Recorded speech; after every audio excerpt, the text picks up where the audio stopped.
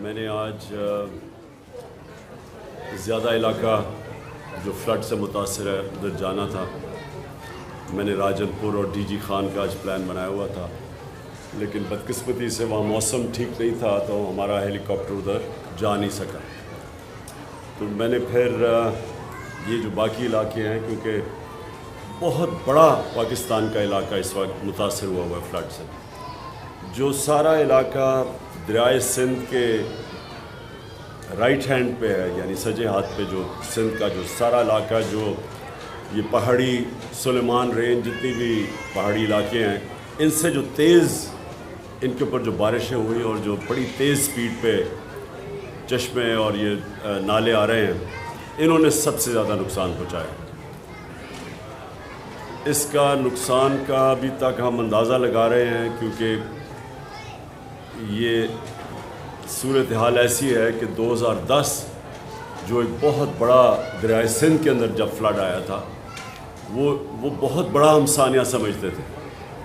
لیکن جو ابھی تک رپورٹس آ رہی ہیں یہ 2010 سے بھی بڑا اس وقت فلڈز کی وجہ سے پاکستان میں سانحہ ہے. اور پھر سے میں کہہ رہا ہوں، یہ سارا علاقہ جو دریائے انڈس کے رائٹ سائڈ پہ ہے، یہ جو پہاڑیوں پہ بارش ہوئی ہے افغانستان میں بھی، اور جو ہمارے سائڈ پہ ان پہاڑیوں پہ جو بارش ہوئی ہے اس سے سارا نقصان ہوا ہے. اس کا جو لانگ ٹرم حل ہے وہ ڈیمز ہیں. پہلے کمپلیٹ کی گوملزام ڈیم، اب یہاں ٹانک زام ڈیم کی فیزیبلٹی بن گئی ہے، شروع ہو گئی ہے، پروونشل گورنمنٹ بنا رہی ہے. اسی طرح پنجاب نے بہت بڑی ڈیم ایک آگے جا کے ڈی جی خان میں، یہی جو پانی نے تباہی مچائی ہے، اس کو ایک بڑی ڈیم بنانے کا پلان تھا ان کا، اور وہ جب سے ہماری حکومت گئی وہ بیچ میں رہ گئی ہے. لیکن وہ پھر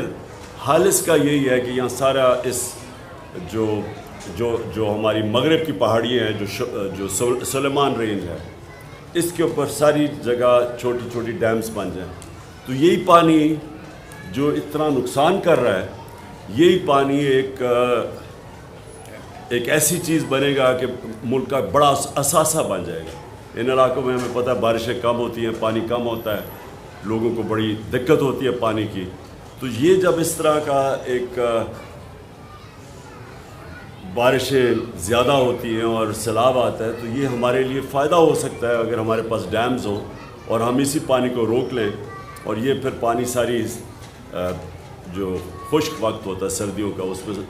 کسانوں کے لیے اور لوگوں کے لیے اور آبادی کے لیے ایک بہت بڑا ایسٹ بن جائے، اثاثہ بن جائے ان کا. تو یہ تو لانگ ٹرم حل ہے. اور ہم نے جو اپنے دور میں 10 ڈیمز کا پلان کیا ہے، 50 سال کے بعد بڑی ڈیمز بھی بنا رہے ہیں.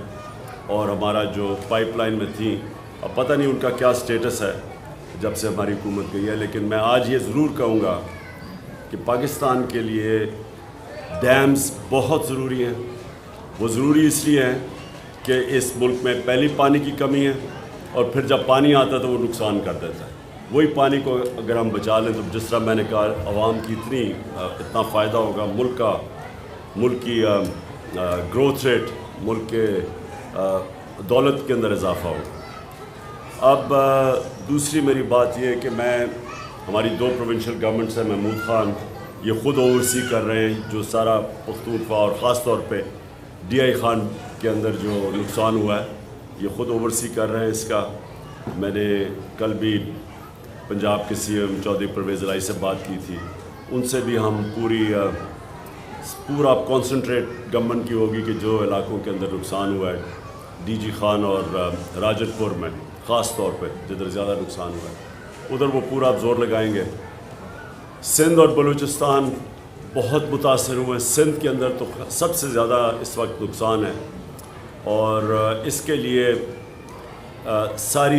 ساری قوم کو مل کے اس کا سامنا کرنا پڑے گا.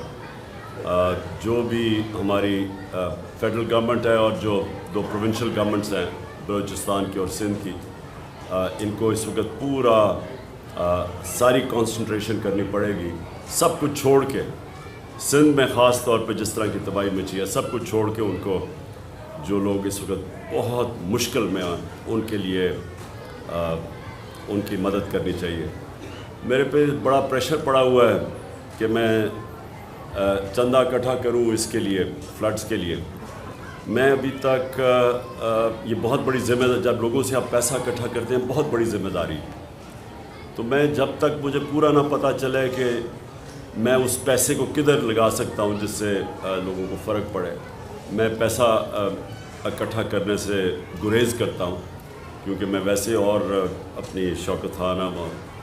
تیسرے ہاسپٹل کے لیے بھی پیسہ اکٹھا کر رہا ہوں، اور اس کے لیے بھی نمل یونیورسٹی کے لیے، اور دوسرا القادر یونیورسٹی، اس کے لیے بھی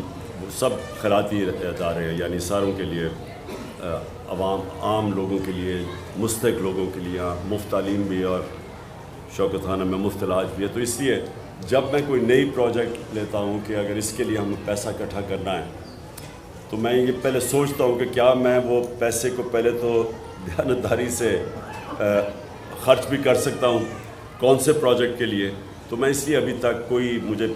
پریشر کے باوجود میں کوئی ابھی تک فنڈ ریزنگ نہیں کر رہا، جب تک مجھے پوری طرح اندازہ نہ ہو جائے کہ کتنا بڑا ڈیمیج ہے، کتنا پیسہ میں اکٹھا کر سکتا ہوں، کیونکہ جتنے پیسے کی ضرورت ہے وہ صرف گورنمنٹ سے اس وقت اتنا پیسہ خرچ کر سکتی ہے، اور گورنمنٹس کو کرنا چاہیے، کیونکہ یہ میں جتنا مجھے انفارمیشن آتی جا رہی ہے، اتنا بڑا پاکستان میں سیلاب سے نقصان 2010 میں، جس میں بہت نقصان ہوا تھا، تب بھی اتنا نقصان نہیں ہوا جتنا آج ہوا ہے۔ تو میں جائزے لے رہا ہوں، میں آج بھی اور بھی جگہ پہ ٹور کر رہا ہوں اور چیک کر رہا ہوں کہ ہم مل کے بحیثیت قوم، ہم مل کے کیسے ہم اب وہ لوگ جو بڑی مشکل میں ہیں، ہم ان کی کیسے مدد کر سکیں۔ ملک کی بہتری صرف ایک چیز میں ہے کہ یہاں ایک مضبوط اور ایک سٹیبل گورنمنٹ آئے، تاکہ اس ملک میں سیاسی طور پہ استحکام ہو۔ جب تک سیاسی استحکام نہیں ہوگا، معاشی استحکام نہیں ہو سکتا، اور ہماری معیشت اس وقت اتنی مشکل حالات میں ہے، جب سے سازش کے تحت ہماری حکومت کو ہٹایا گیا اور یہ امپورٹڈ حکومت آئی ہے، تو ہر چیز، مہنگائی آسمانوں پہ چلی گئی ہے، جو عام آدمی کے کھانے پینے اور استعمال کرنے کی چیزیں، جس کو کنزیومر پرائس انڈیکس کہتے ہیں، اس کے نے سارے ریکارڈ توڑ دیے ہیں۔ اس وقت مہنگائی کی 42% پہ پہنچ گئی ہے، جب ہم تھے تو 16% پہ تھی۔ تو جو عام آدمی کی زندگی ہے وہ مشکل ہوتی جا رہی ہے، اور جو معیشت ہے وہ نیچے جا رہی ہے۔ سو اس کا صرف ایک ہی حل ہے، صاف اور شفاف الیکشن۔ تو یہ ساتھ ساتھ میں آپ کو واضح کر دوں کہ ہم نے میں اپنی پوری کوشش کروں گا، اپنی ساری دونوں گورنمنٹس کو بھی موبلائز کروں گا، اور میں جو عمران ٹائیگرز ہیں، جو ہمارے جو اس وقت رضاکار ہیں ہمارے، جن کی ضرورت پڑے گی ان سیلاب زدہ علاقوں میں ان کو بھی اب پورا موبلائز کر رہا ہوں۔ میں بلکہ نئی جوائننگ شروع کر رہا ہوں عمران ٹائیگرز کی، تاکہ ہمارے پاس فورس ہو جو جا کے ان علاقوں میں کام کرے۔ تو میں اس سیلاب کے لیے بھی اب پورا کام کروں گا، اور ساتھ ساتھ میری جو حقیقی آزادی کی تحریک ہے، اس ملک کو آزاد کرنے کی، اس کی بھی پوری کوشش اس میں بھی کروں گا۔ دیکھیے، گرفتاری تو مجرموں کی ہوتی ہے، اور ایک مجرم مفرور ہو کے باہر بیٹھا ہوا ہے، اور دوسرے 60% کیبنٹ اس وقت بیل کے اوپر ہے کرپشن کے کیسز پہ۔ تو اگر مجھے مجرم بنا دیا ہے کہ ایک ہمارے ورکر اس کے اوپر تشدد کرے، کسٹوڈیل ٹارچر کرے، اس کو جنسی تشدد کرے، اور میں کہوں کہ جو لوگ ذمہ دار ہیں ان کے اوپر میں قانونی کارروائی کروں گا، اس کے اوپر اگر مجھے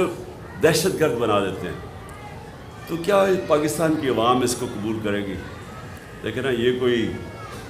بنانا ریپبلک میں بھی اس طرح کا مذاق نہیں ہوتا، کہ بجائے لوگ اس وقت سب کو سوچنا چاہیے کہ دنیا میں ہماری بدنامی ہوئی، کہ ایک پہلے شہباز گل کو انہوں نے جس طرح کیا، اغوا کر کے، اور پھر اس کے اوپر تشدد کیا، اور دوسرا پھر یہ ایک صحافی جمیل فاروقی، اس سے پھر وہی کیا، وہی ننگا کر کے اس کے اوپر تشدد کیا، اور پھر 2 ہمارے بڑے بڑے صحافی باہر بھاگ گئے ہیں بیچارے، 2 ایک جیل میں اور یہ وہ صحافی ہے جن کی سب سے زیادہ ویورشپ ہے. ان سے ARY چینل جو کہ اس میں سب سے زیادہ مقبول چینل ہے پاکستان کی، اس کو بند کر دیا انہوں نے. تو یہ ساری جو چیزیں ہو رہی ہیں اس سے پاکستان کو نقصان ہو رہا ہے. اور یہ جو امپورٹڈ حکومت ہے اس کو لوگ برا بھلا کہہ رہے ہیں، اور اس کے ساتھ جو بھی ان کے پیچھے جن کے پاس پاور ہے، جو ہینڈلرز ہیں، جو نیوٹرلز ہیں، ان کو بھی برا بھلا ساتھ کہہ رہے ہیں. دنیا میں بدنامی ہو رہی ہے. تو اس میں ہمارا تو اللہ کا کرم ہے کہ ہماری تحریک انصاف کا تو فائدہ ہی ہو رہا ہے. ہمارے پاس تو اتنے پبلک آ رہی ہے، الیکشنز بائی الیکشنز ہم جیت رہے ہیں، پبلک ہمارے ساتھ ہے. نقصان تو پاکستان کو ہو رہا ہے، اور پاکستان صرف نکلے گا صاف اور شفاف الیکشن.